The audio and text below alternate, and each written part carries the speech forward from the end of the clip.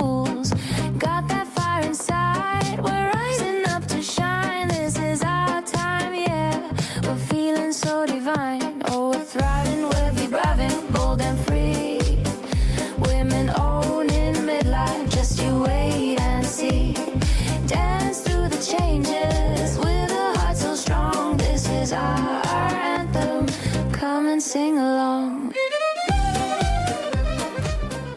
Hello, my friends, and welcome back to Not Your Mother's Midlife. I am your host, Johanna, and today we're talking about muscle and everything that threatens it. I'm sharing an episode from Dr. Tyna Moore's podcast. Her episode is called Frailty is the Kiss of Death. Dr. Tyna, I said that's so scary. Dr. Tyna is a naturopathic and chiropractic doctor who has spent decades working in musculoskeletal health, and she's also has a workout program now called the Strength Vault that you can find at the bottom of her episodes. Anyway, she opens up this podcast by talking about something she calls normalizing frailty, this idea that we've collectively just accepted the physical decline as part of our getting older. She pushes back on that hard, and she uses farming communities and more physically active lifestyles as a reference point. People who move their bodies as part of a daily life don't experience the same rate of decline that most elderly people that we know do, which tells us a lot about what's driving this. Then she gets into how frailty actually starts, and this is where I want you to pay attention, because the answer is not just when you're old. Frailty begins with small, gradual losses of muscle and strength that most of us don't notice until something forces us to notice it. You don't go from fine one day and frail overnight. It just starts slowly creeping up on you. And then she talks about what accelerates it. Illness.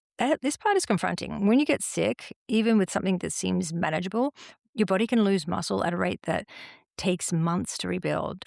She's worked with enough patients in acute care situations to see this play out repeatedly.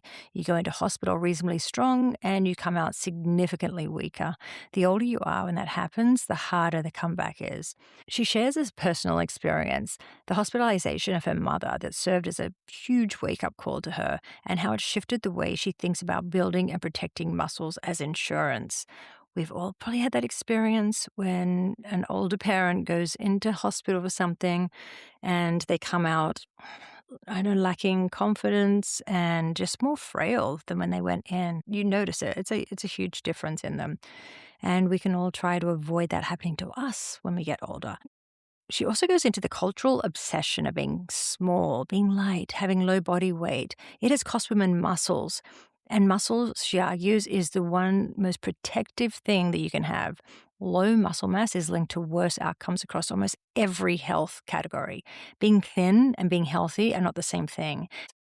She also talks about elderly weight loss and why losing weight when you're older is actually a warning sign, not something to celebrate. Unintentional weight loss in older adults is associated with muscle loss and increased mortality. She then defines frailty properly and goes through the warning signs, things like grip strength, walking pace, how easily you get fatigued, whether you're losing weight without even trying. What to look for means that you can catch the slide early. The section on HRT, or hormone replacement therapy, and sleep is important because a lot of the muscle conversation focuses on training and hormones, but sleep is where so much of the repair actually happens. Estrogen affects estrogen. I feel like I talk about estrogen in every single episode, so it's just got to show you how important it is for us ladies.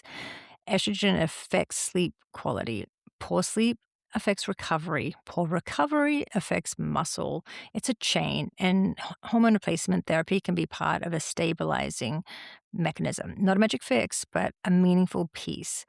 Then she covers the actual science and statistics behind everything she's been saying. And she ends with what you can actually do about it, which I love, because this kind of episode can feel overwhelming if it just leaves you sitting there with the problem still. She talks about strength training. It's a non-negotiable. She loves that word, actually. She says that almost in every episode, non-negotiable. I hear a lot of people saying that. But yeah, she says strength training is a non-negotiable. But it also talks about how to think about your metabolic health, your training status, and how hormone therapy fits into the bigger picture of protecting your body long-term. The full episode is going to be in the show notes as usual. If you have a woman in your life who's been putting off taking her health seriously, this is the episode to center. Or maybe it's yourself that needs to make a change in how you move and feed your body. Thank you again for listening. If you enjoyed the episode, like I said, please share it with a friend who'd love it too. Subscribe to my podcast and go over and subscribe to my YouTube channel. There's lots of interesting videos I've been making over there. So you will never miss one if you're subscribed. Leave me a 5-star review. That helps other people find me, and I really appreciate it. And until next week, I am Johanna, and this is Not Your Mother's Midlife. Bye-bye.